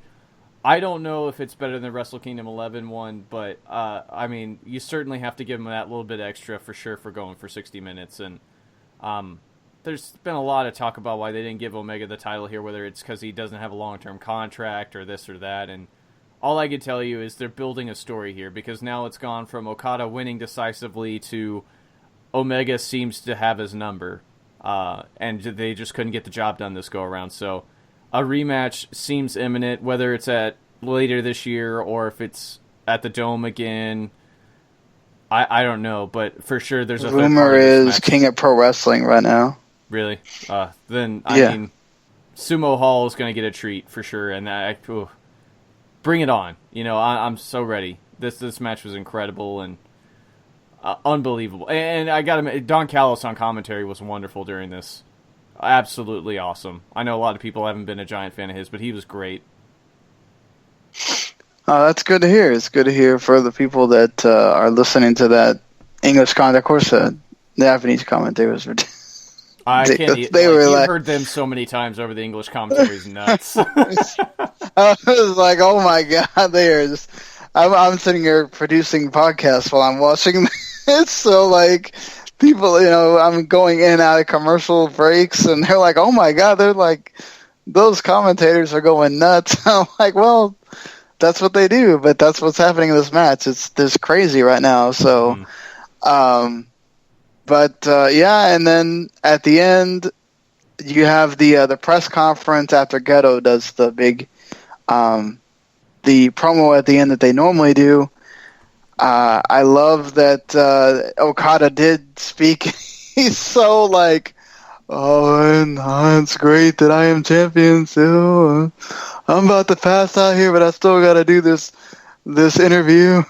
And then Cody, and when they get to the press conference part, Cody has to come in and tell him that you're facing a GD superstar. You're scared of facing one like me, and I challenge you for an IWGP title shot at the Long Beach shows. So there's your next title challenge. My God. Look, as great as Cody's been as a heel, I don't want that to be where Cody's the one that beats him after Omega can't. But it would present an interesting difference for Okada to not be champion in the G1. But this, if it happens, I can already see the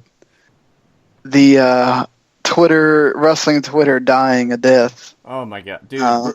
Wrestling social explosion. Media. Yeah. The explosion that will happen if Cody Rhodes wins the title. So many people were upset whenever Cody was announced as the challenger for the G1 special in the USA, and I don't get it. Like, I understand people aren't a giant fan of Cody's work, and that's fine. But he's in there with Okada, and if you've followed Cody at all on the circuit, whenever he has a big match in front of him, he pulls everything out. That match is going to be incredible. It might not be 6 stars, but 4.5 is not out of the realm of possibility, especially if they go balls to the wall. Yeah, I agree. With Okada, it's hard not to have at least a 4-star match with somebody. And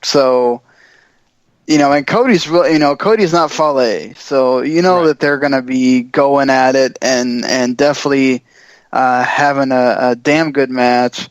I'm not worried about the match. I'm more worried about the result than anything. I think people that are worried about the match, you just I guess you haven't been watching Okada, because that dude he's great. He's one of the greatest out there ever. Transcended human form, and he's JBL said he's a wrestling god. He was really talking about Okada. Yeah, exactly. He was talking about the wrong guy, and he was. I don't know. I mean, this guy is. I don't know how he keeps doing this, but it's amazing the run that he is on, and he is still so very young. Not even 30. So he's younger than we are. It's insane. It's crazy. It's absolutely crazy. And now we can't be so hard on him if he takes a break during the G1 here and there, because the dude has earned it. Mm-hmm. But yeah, that's your Dominion. I think this is yeah. You got 4 4-star plus matches. Another one that's almost there. I gotta go with a 9.5, something like that. This is right up there with Wrestle Kingdom for me too. I gave it 9.5 as well. It was an amazing show. So many good matches. You will not be disappointed if you decide to sit here for the 5 hours. It's well worth it. Yeah, this is an unbelievable show. I would absolutely recommend you watch the whole thing. I understand if you gotta take breaks, because you're in for a treat once you get to that main event. And also interesting, because normally, right, during Dominion, they announce who is going to be in the G1. Mm-hmm. They did not do that this year because they're going to do that during the Kazuna Road matches or shows leading up to the US G1 shows, right? Which is also interesting, but it also kind of gets you to watch those shows, I guess. They've announced title matches for these Road 2 shows, so not too long from now, people. This weekend, not this weekend. On Tuesday of next week is the first one.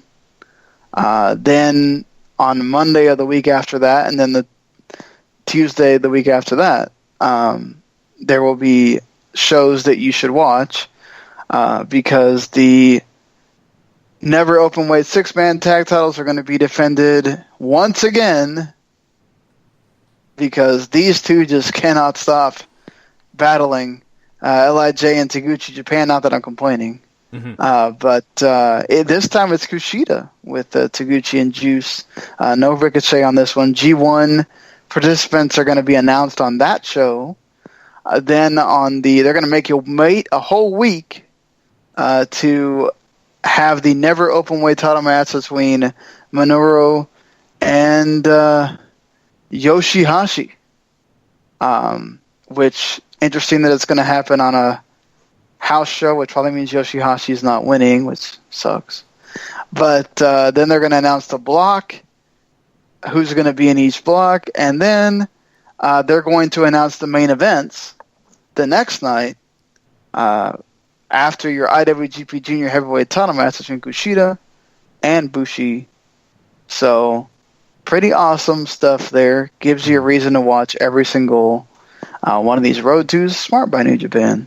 I agree. All of these title matches look great. The G1 announcements are sure to be special. All of these shows are going to be in Kurokin, and I believe they're all going to be on New Japan World as well.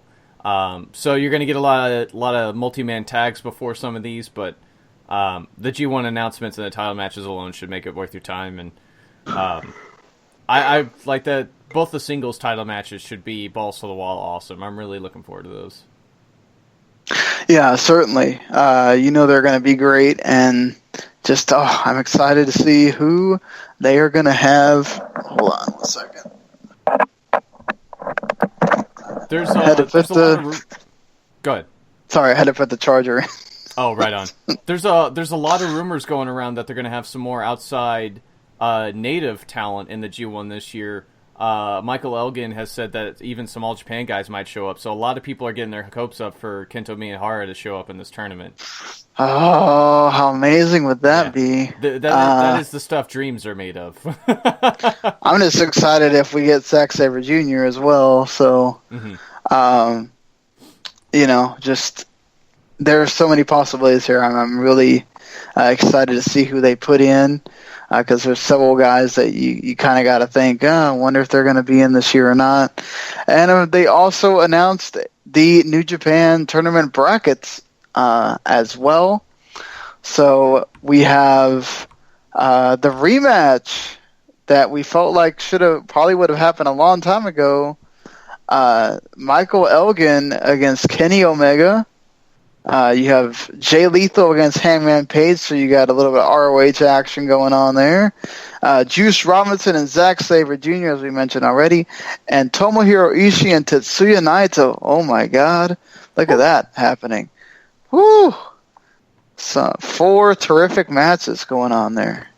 Yeah, all the opening round matches are going to take place the first night, which will of course air live on Access TV here in the States, and then it'll also be on New Japan World, I think, later. But, I mean, Elgin, Omega, Ishii, Naito, incredible matches. That first night's also the show where Okada will defend against Cody, and then you have a bunch of other tags going on as well. As Grills of Destiny defending against War Machine in a rematch. So, that first show looks really, really good. Who do you pick in to win the tournament, Sean? Oh boy, Ishii, he's probably not winning, but I wish. I really hope so. I'd love it. Yeah, I don't think it would be Omega. I don't think so either. For me, it comes down to Juice. Whoever wins the Juice and Sabre Jr. match. I'd love to see Juice get it. He deserves it. But I don't know. I think CSJ, the way they're building him up, and to have Suzuki Gun have another title, I think that's a good way to kind of bring him, get something going for him. And I know he kind of goes all over the world, which I don't really know what they want to do with this title. If they want to do that, if we're gonna see it on a lot more New Japan shows or not. But even if it's gonna be just going around the house, around the LA area or something, CSJ does that, so I could see it. I'm still sticking with Elgin here. I'd love to see him and Ishii in the finale, but Sabre winning would be great too. I think that's another awesome choice, and of course Juice is right up there too because they've put a lot of faith in him as well. But I mean, Zack Sabre Jr. is running out of body to put title belts on. So I once again another great choice too. There's not really a bad one here. Obviously, these are all great wrestlers, and depending on what they have planned for the title going forward, whether it's meant to be defended more often, not here in the States on its own tour or what, we won't know until next year. But going forward, I think I like Elgin winning this personally. That's not a bad choice at all either. I could see it happening here. They have the full, of course, this takes up a large majority of the card for the night one. They also have the Briscoes, Will Ospreay, Rocky Romero, and Beretta. The Briscoes are not officially Chaos, I think, but you do get the other Chaos members tagging against the Bullet Club, Fale, Yujiro, Marty Scurll, and the Young Bucks. That should be a fun match, considering all who's in there. Yeah, I'm like a lot of these tags, they look like a ton of fun, right? And that's a great opener. It's going to have lots of flippies. It's going to set the crowd right. I'm sure Bullet Club will end up winning that one, just because Fale is bound to murder somebody, but, You also get Liger, Volador, Dragon Lee, and Titan. I love when Titan gets to be on the show. And Sonata, Evil, Bushi, and Hiromu, LIJ, going against Luchadors and Liger. That's never a bad thing. That should be a ton of fun, too. Yeah, for sure. I love the fact that they're including the CMLL guys on this show. Liger buddying up with them makes sense, and that match with LIJ should be really something special, too. You get, aside from the tournament matches that we already listed, you get Hiroshi Tanahashi, Kushida, Jay White making an appearance, and David Finlay, the two guys getting a tag together again. That's going to be fun to watch. I'm sure that they miss being around each other. And you get Billy Gunn, oh my God, Yoshitatsu, Yohei Komatsu, and Sho Tanaka, so those two getting to be on the show as well. That's going to be awesome to see the Tim Pro Boys on a New Japan show again. I'm really looking forward to this too, just because, like you said, all the ROH guys that have been on excursion for New Japan, Jay White, Yo, and Sho, this should be really cool for them to be back in this atmosphere, and I'd actually look for Billy Gunn to get a win here too, just to give him a little bit of momentum going into the next night. Oh yeah, for sure. Sure, his team. As long as Yoshitatsu doesn't get the pin, we'll be all right. You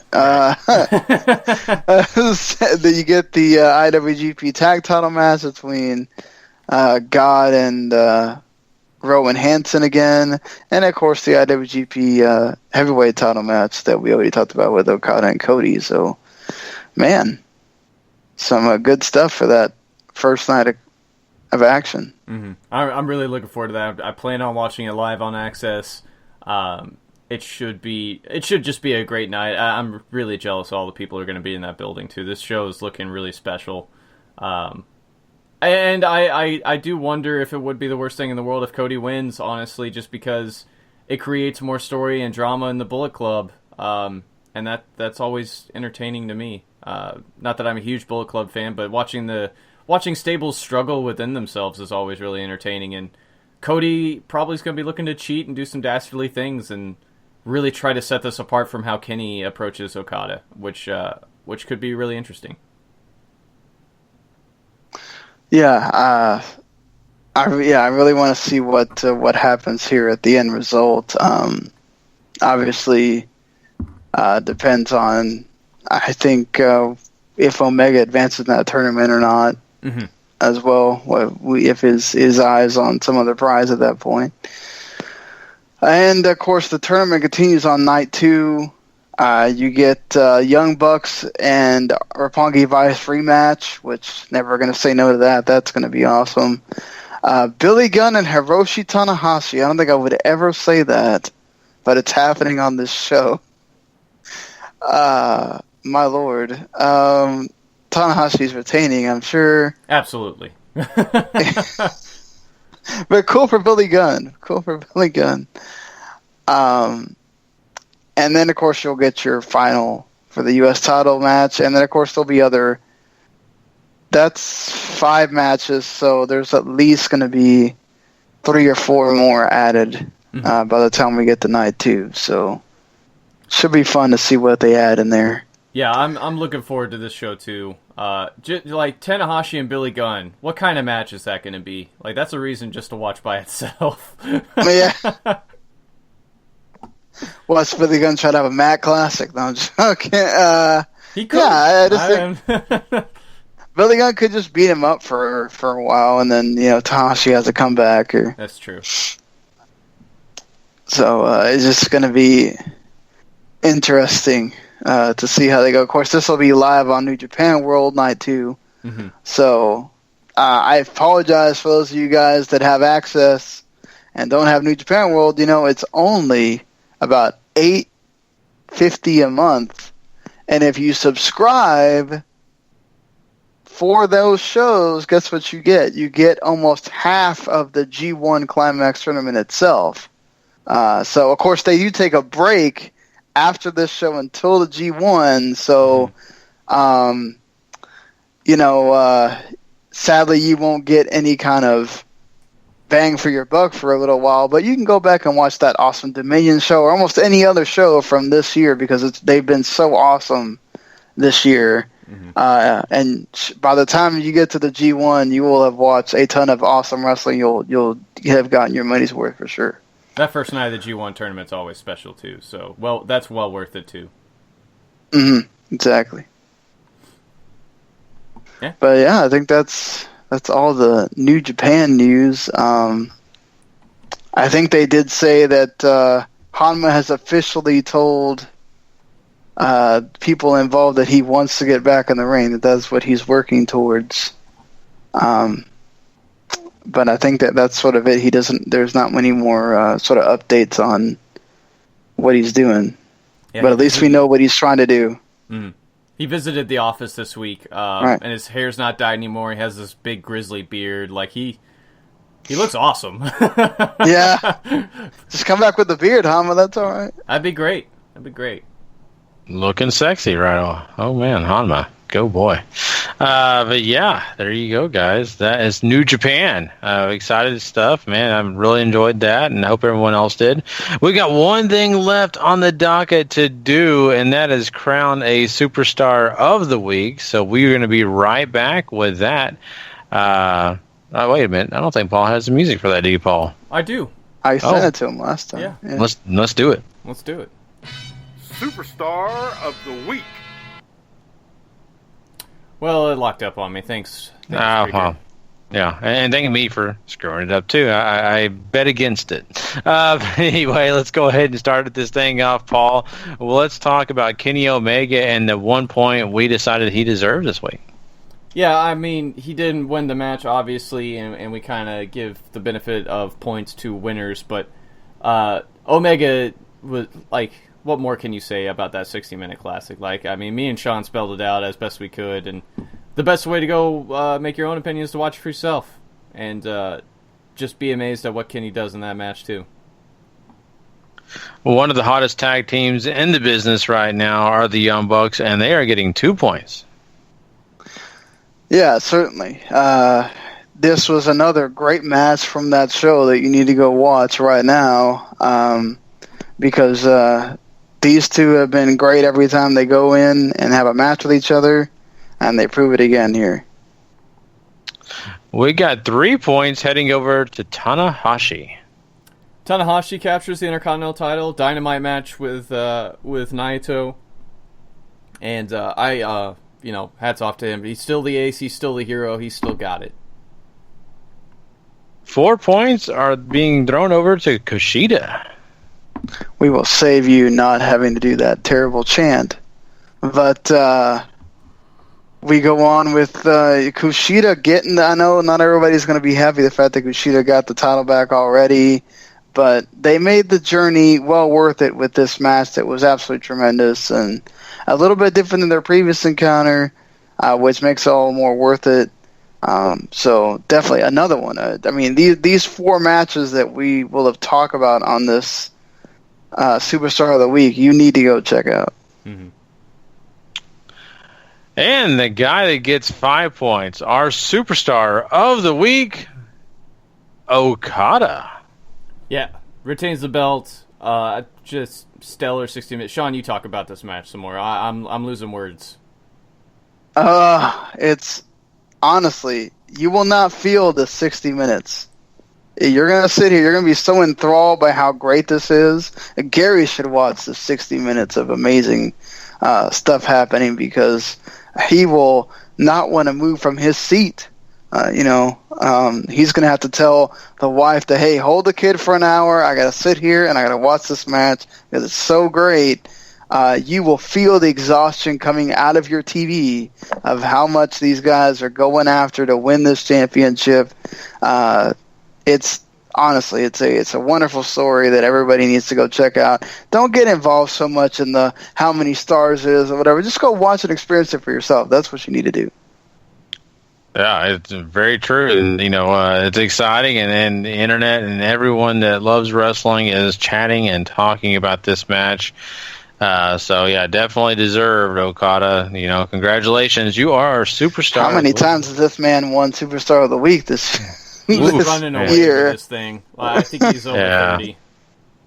Yeah. It's pretty much going to be him, I think, at the end of the year, being Superstar of the Year.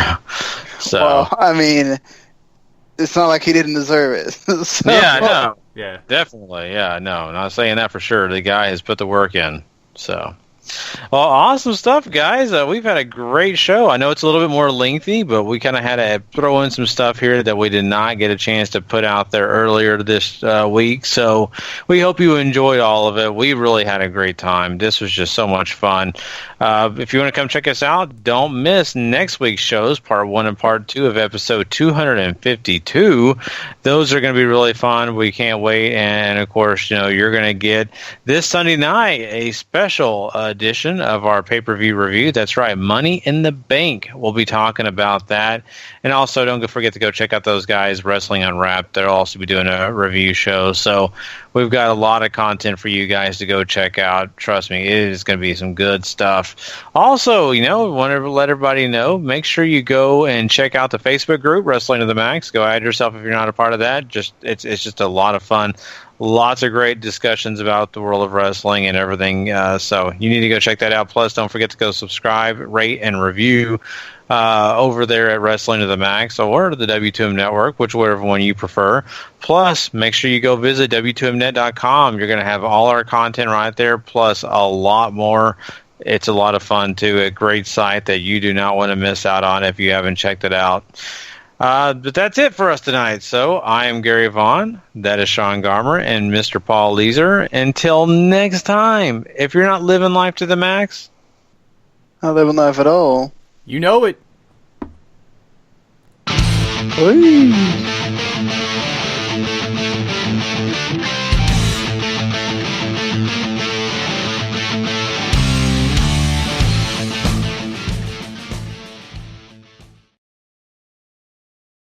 following podcast is a W2M Network original production. Visit W2Mnet.com for all of our other great podcasts, plus news, reviews, articles, and opinions from the worlds of wrestling, video games, football, and entertainment.